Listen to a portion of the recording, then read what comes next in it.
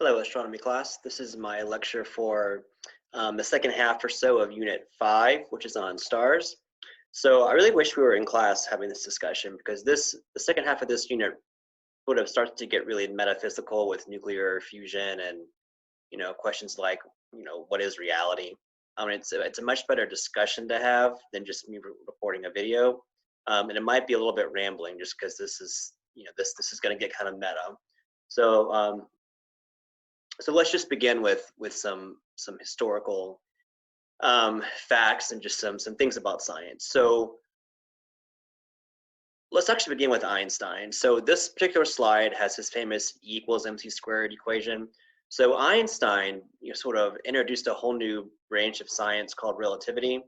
And Einstein, um, there's how the world works in what's called Newtonian physics, the physics of Isaac Newton, which is like, if I throw a ball at this velocity, at this angle, I can use an equation and tell you where it will land and when it will land and how high it will go. We can shoot rockets to the moon and get there. That's the physics of how things work on the macro scale and on what we can see, what we can measure. And those, Newton's laws work great. You can't break the laws of physics, right? Um, but on the quantum level, and the quantum level is sort of like the atomic level, things don't work that way. Newtonian physics kind of fall apart, and you have quantum mechanics. You take physics and study quantum mechanics in high school or college, it's just, I mean, objects can go through solid walls. It's crazy. But that's how reality exists on a very, very, very, very nano small scale. And one of the things that Einstein figured out is something about the speed of light. And what he theorized, and he was right, was that the speed of light in a vacuum is always constant.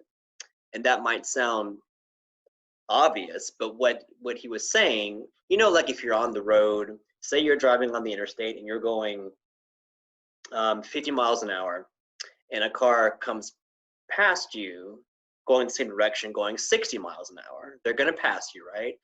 And they're going 10 miles an hour faster than you are, okay? Well, light doesn't work that way. The speed of light in space is always the same speed, regardless of what speed you're going. So if you were going half the speed of light and light came past you, it would still be going the speed of light from your perspective, which is crazy. Like it's relativity.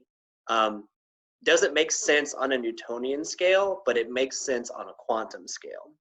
And one thing that he also figured out was that as objects start to approach the speed of light, some of their mass gets turned into energy.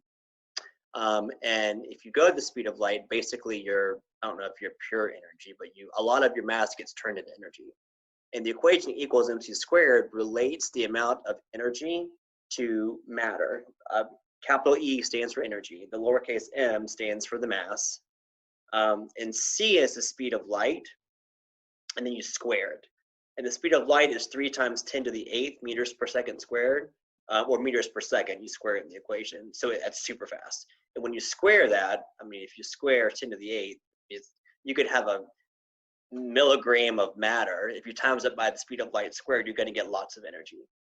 So it's the notion that matter is basically just another form of energy.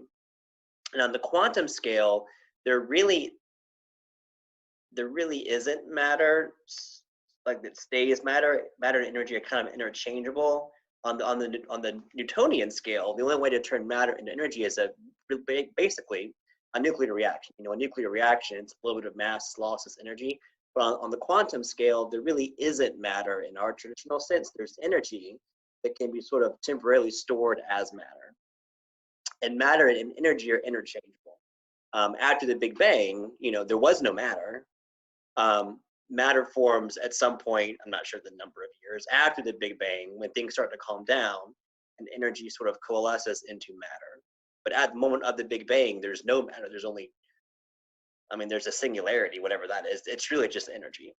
So Einstein figures out that matter and energy are sort of interchangeable, and this famous equation E equals mc squared shows how they're related. The amount of energy in a given piece of matter, you take its mass and times that by the speed of light squared. So it's a huge number. Okay. Now, how does that relate to astronomy? So there's two main kinds of nuclear reactions. There's nuclear fission and nuclear fusion. So nuclear fission is splitting an atom. That's what's pictured here is nuclear fusion. Let me just go back for a second. What happens in nuclear power plants is nuclear fission, where you take a big element like plutonium, uranium, things that are already unstable. Bigger elements are easier to split, and you split them. And when that happens, the nucleus of an atom stores great quantities of energy. You had to get into the strong and the weak nuclear forces, which we are not going to get into. But when you split it, it gives off energy. A small amount of that mass gets turned into energy, Einstein style. Okay, that's nuclear fission. Nuclear fusion is the opposite, and that's when you take usually small nuclei. In this case, you see the H with a 1 is hydrogen, and fuse it usually into helium. Nuclear fusion is what happens inside stars.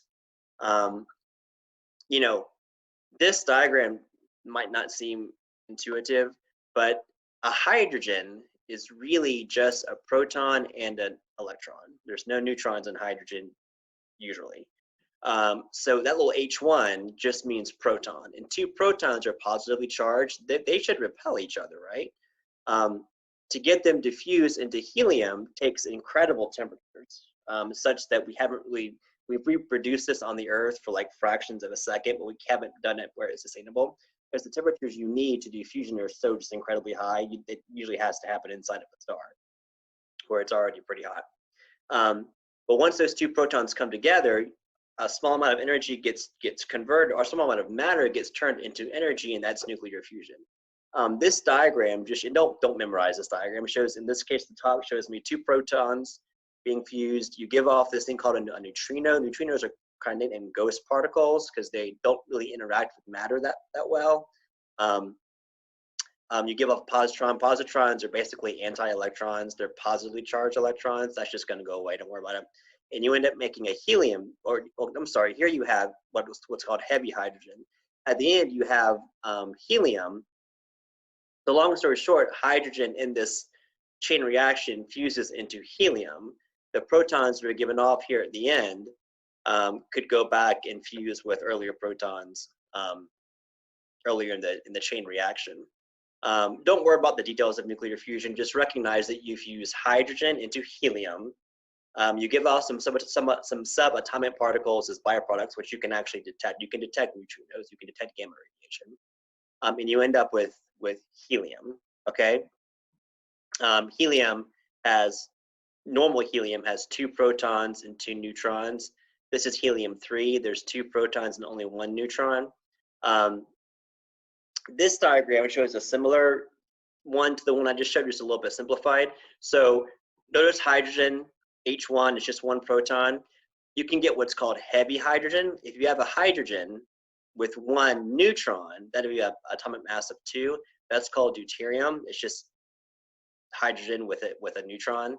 If you have a proton and 2 neutrons, that's called tritium. That's really heavy hydrogen. There's still hydrogen, because if you have one proton, you're hydrogen. That's the definition of hydrogen. You can add extra neutrons to it, which would change the mass, but would not change the element. You give off helium, you give off another neutron, which can fuse with another hydrogen back in the beginning of the chain, and you give off massive amounts of energy. And this is what happens inside stars. Stars are basically massive fusion furnaces that use hydrogen fuel to produce largely, well, early on, helium at incredibly high temperatures. Okay, so, okay, great. So the fuel that a star needs, like our sun, is hydrogen. Okay, so this diagram is super important. So, you know, atomic bombs, give off lots of energy. They expand. The sun's, go look at the sun in the sky. Indirectly, look at it with your naked eye. Don't look at it straight on. The sun's not getting bigger or smaller. So why isn't the sun blowing up like a massive bomb? Well, this picture kind of explains that. So the sun has incredible mass. All right, the sun is a gigantic ball of hydrogen, which exerts gravity, and the gravity of the sun would want to make it collapse, would want to make it shrink towards the core, right? But it doesn't. So the force making the star want to be smaller is gravity. The force making it want to expand is the force of nuclear fusion. And those two forces are balanced for most of a star's life cycle. Okay, we haven't really gone through the life cycles of how stars are formed yet. We'll do that later. But basically, stars begin as a nebula, a big cloud of gas in space. And that gas, gas might be small, but if you have enough of it, it does have a gravitational field. It starts to contract. And when it contracts, you get lots of friction. It gets hot. And if you have hydrogen and very high temperatures, eventually fusion starts. Once the star is born, the forces of gravity and fusion are balanced such that for most of the star's life cycle, it doesn't change its size. Now, but you can probably see where we're going with this. Our sun's going to last about 10 billion years. It's about 4.6 billion years old, so it's got over 5 billion years left. But every day it runs out of hydrogen fuel. It doesn't run out of it, but it depletes hydrogen fuel, turning it into helium. So as a star like our sun is living, the hydrogen levels are going down and the helium levels are going up, all right? And eventually this balance is going to be broken, okay? Now, okay, quick history lesson. So early 20th century, there's like a renaissance of astronomy once you get telescopes and radio telescopes and things that can, and cameras, that really detect things in the sky. Astronomers start trying to figure out stars, like what are they, how do they live, how do they die, how are they born, how do we categorize them. And one of the first things astronomers did was they just tried to classify stars. This is a very famous diagram called an HR diagram. The H stands for Hertzsprung, the R stands for Russell. Einar Hertzsprung and Henry Russell were two astronomers who sort of independently put together this diagram. The x-axis is spectral class. In spectral class, if you look at the letters, this was an earlier system used to categorize stars by their, I think it's the hydrogen spectral lines, by how bright they are. There's type A, type B, type C. The letters have stuck, but in this diagram, they're sort of out of order. So don't worry too much about the letters. Long story short, the x-axis, and actually this is another good diagram. The x-axis is temperature, all right? And for reasons, I'm not quite sure why they plotted it this way, but actually, if you look at the top of the graph, this is showing the x-axis at the top. As you go to the right, the temperature is going down. So this is cooler down here. An O-type star is cooler than an M-type star. Usually on an x-axis, as you go to the right, the numbers get bigger, but here they're getting smaller. And we're using Kelvin. Remember, 0 Kelvin is negative 273 degrees Celsius, so you just subtract 273. So the numbers, when you subtract 273 from 40,000, it's not that big a difference. Anyway, and then the y-axis is luminosity, or how bright the star is. Absolute magnitude, we haven't discussed this before, is a logarithmic system that we use to give a number to a star's brightness, and the smaller the number, the brighter. So you can have a magnitude of -10, that would be very, very bright. A magnitude of 6, I think the faintest things you can see in the night sky are 6. So things that are magnitude 7, we need a telescope. And again, the system can become negative. Like the full moon's like a negative some big number. I'm not going to make it up because I'm not sure it is, but it's negative something that's very, very big. Or I guess very small, actually. A very big negative number.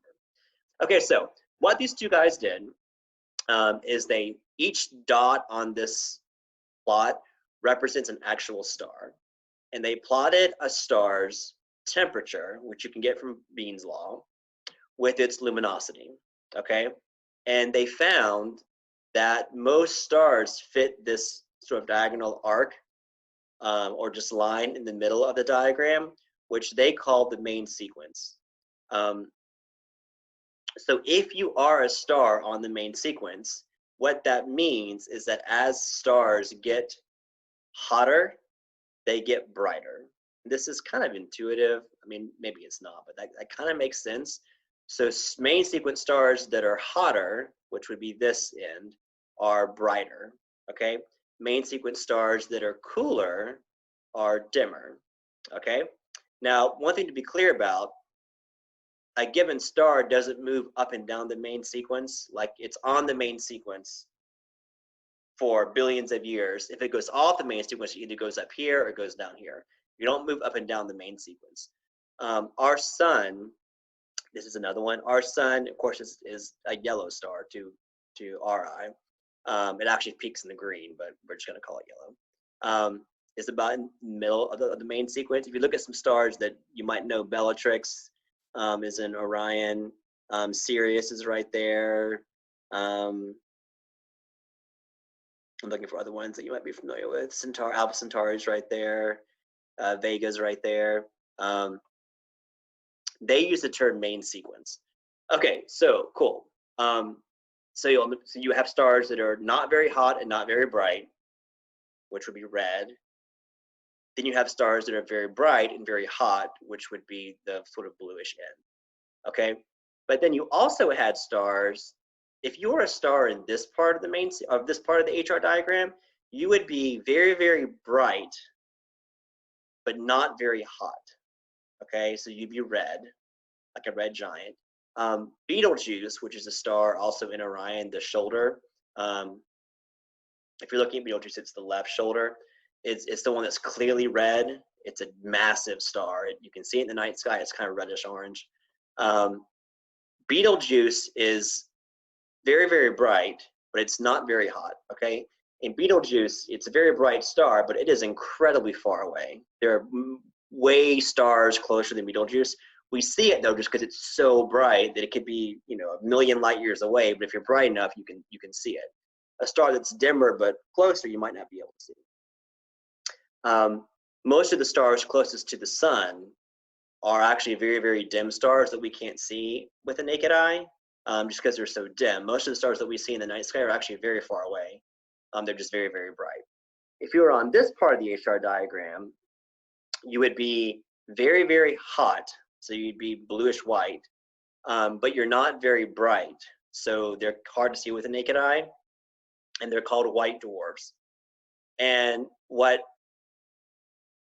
this diagram is showing us is, and what people figure out, is it's showing us the life cycle of a star. All right. Stars traditionally begin as a main sequence star. It could be bright and hot or dim and cool. Eventually, they're going to go off the main sequence, and they're going to become, and of course, there's exceptions to everything. But what our sun will do is it will become a red giant star, then it will become a white dwarf star, and then it will just be a remnant, dead, hot object in space that won't be doing fusion anymore at all. And we'll get to that in just a minute. Okay. Okay. Cool.